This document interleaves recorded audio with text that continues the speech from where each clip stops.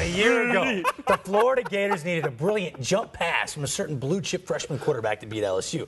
This weekend, Urban Meyer may need a skyhook backdoor pass or a three-man weave to stop the nation's top team. Our whole intent is to make sure we get a little better. That's it. Anything other than a message. There's not a big rally cry. We're not going to have a bunch of slogans around here. It's got to get a little better. And the good thing is when I start reading off some of those young players' names, grading champions against a team like Auburn, they have to improve this week because we're playing probably, if not the most talented team in America. I haven't seen any more talented. I can tell you that they have a talented team, offense, defense, and special teams. We're certainly going to be challenged. Look forward to it. Their defense is fast and stingy and plays extremely well. Less sporting the crystal ball look, no ties. He's a cool cat. I'm telling you what, these cats on defense for LSU are unbelievable. Really, hands down, the best defense in the country. We know they're the best in the SEC. Question now is, Brian Curtis, does Florida stand a chance putting points on the board against LSU, especially at home? I happen to think that Florida's got a great chance in this game. You know, there's one team that's beaten Florida this year. That was Auburn this week. I asked Tommy Tuberville on Monday how they went about doing it and what advice he would have for Les Miles. He said they did three things.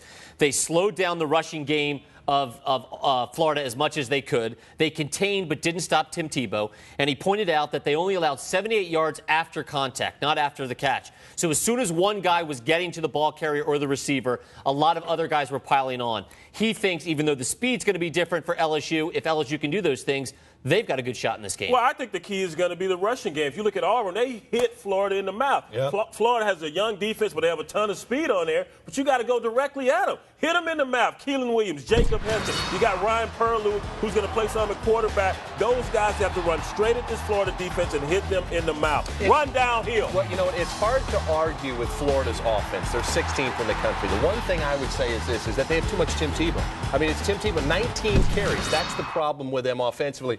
Tuberville talked about it. They have not established that consistent running game off the tackle with a running back. But if you're LSU, I'd be a little bit concerned. I think they're going to win the game because of their defense. But their personality offensively, guys, wouldn't you be concerned? Who's the starting quarterback? I know Flynn's had some injuries. There's question marks there, no doubt. They're now talking about playing a third quarterback. This team has aspirations of a national championship. If they're going to get there and win the championship, they need to establish a leader. They have everything in place, all the ingredients. They do not have a leader at quarterback. And I happen to think that either Matt Flynn or Ryan Perlew doesn't necessarily have to win them ball games. I think back to Matt Mauck in 2003. They won the national championship without having to have Matt win them games. But I think this is the perfect type of a game where you have to have a leader. When they play the Floridas of the world, you can get by in a lot of games, but when I'm a player and we have some adversity, I want to look up and know who my leader is, who's my general, who's going to be the guy that goes out there in third and long and completes a pass. It's got to be one of those LSU receivers. Early Doucette, we haven't heard his name a lot this season. He has to step up in You know what, though? I agree. Matt Mauck is going to be the leader this weekend. That's because he's our local legend.